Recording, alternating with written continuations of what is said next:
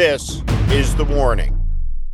Donald is melting down, and it's not because of the heat in either Florida or Washington, D.C. He's melting down because of this. All you need to understand the issue is to look at this tweet by his eldest son, Uday. Now, if your children ever ask, where do all the lies go? You can point to Donald's ankles in a photograph and say, they go there. Do you want your ankles to look like that? The truth of the matter is, in this moment, what's happening to Donald, to MAGA, what's swirling all around is Donald is trying to escape from a prison that he's constructed, an alligator Alcatraz, if you will. But instead of sharp-toothed reptiles ringing the prison, it is dull-headed MAGA members like Laura Loomer who are surrounding him. He is imprisoned by his whack jobs.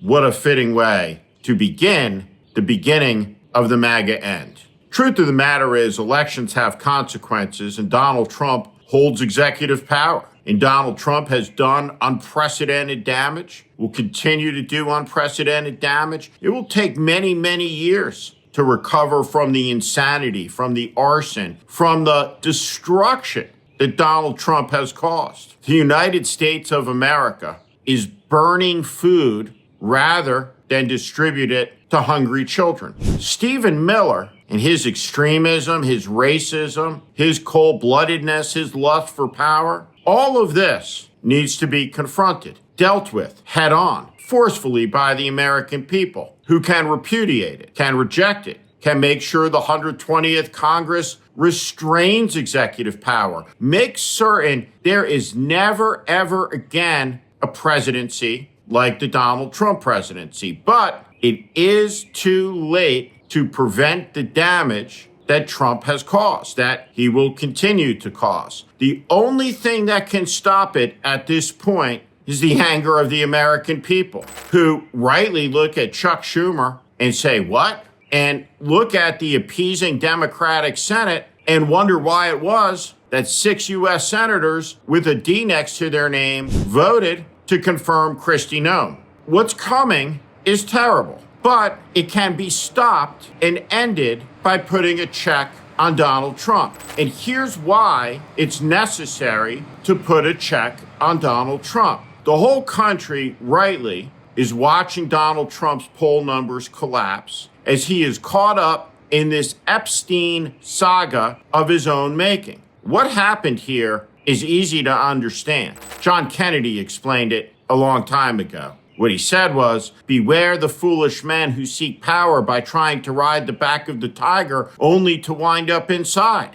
All conspiracy theories devour themselves. And so, while Trump's MAGA coalition incited to abject craziness by whack jobs like Kash Patel and Dan Bongino, now understand that Trump, though he may get away with shooting somebody in broad daylight, will not get away with his attorney general saying in the plain light of day, I'm looking at the Epstein file on my desk, and then say there is no Epstein file. That doesn't work even for the most dim-witted MAGA adherent who views Trump as God, Jesus, and the Holy Ghost all wrapped up together into one person. Now, here's the deal. Anybody who examines the issue of Jeffrey Epstein appreciates what Tara Palmieri of the Red Letter has reported over and over again. That to understand this story, you have to appreciate how it began, which is the parents of troubled, blue-collar, vulnerable girls, 14 and 15, started banging on the door of the Palm Beach Police Department saying, there's somebody down here who's raping my little girl.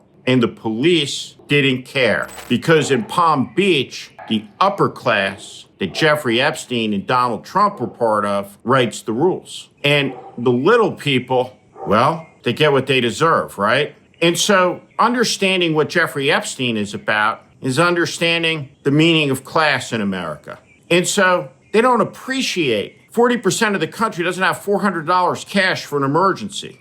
And so they don't appreciate the two-tier justice system that Donald Trump promised to end. Those people put their faith in a con man, in a bullshitter, who is exactly the person they disdain, but knows how to speak the language to convince those people that he was on their side. Because certainly it is the case that the other party that says is on their side, well, not so much either. Though there should be a political party in America that's on the side of ordinary people. And if there is a political party, let's say the Democratic Party, that can get it together and be on the side of ordinary people, then we can end this MAGA madness. But for now, we'll have to make do with the warnings. So while Trump is melting down, while Trump is threatening to fire the head of the Fed, Jerome Powell, we have to go back to 2008, 2009 to understand what collapse in the financial markets looks like. And at some level, you could make the argument the country has never really recovered from that crash, politically or economically. The richest have. Income inequality has exploded, but the core foundations of the economy, not so much. And here we go. And this is key to understand. Donald Trump ran promising to make America great again, promising to make the American people rich again. Donald Trump has disgraced America. He's embarrassed our country. He's undermined our values. And he's well on his way to making us poorer, making us less secure, demolishing opportunity for a generation and guaranteeing that at the dawn of the 22nd century, there will be one preeminent power in the world, China. And that will be the legacy of the Trump administration. 10 years of Donald Trump have torn the fabric of the country apart, have threatened the integrity of the American civilization, have lit the Constitution on fire. And now all of it, the conspiracies, the insanity, the stupidity, is all coming home to roost. The American people will have to make a decision because they will pay the price. And the price will be high because elections do have consequences. Some people say their vote doesn't count. Well, they couldn't be more wrong. When enough people say, my vote doesn't count, and there's no difference between the parties, this is what happens. And by the time we get to the end of the happening, we will have a long memory around what happened. And the American people may not want to talk about it anymore, and they may never want to think about it again, which is okay, so long as they vote to end it forever and send the people who caused it packing far, far away.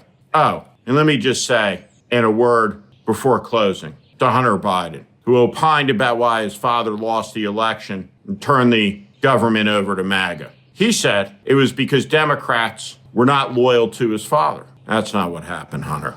What happened was you, your father, your family, a handful of advisors were more loyal to an old man and his ambition and his ego than you were to the country. And the disaster at hand, well, it's your fault. This is The Warning. I'm Steve Schmidt. This is The Warning. I invite you to join this community where I promise to be honest, blunt, and direct about what is happening in this country. America is in crisis. Follow and subscribe to this channel and on Substack. Thank you.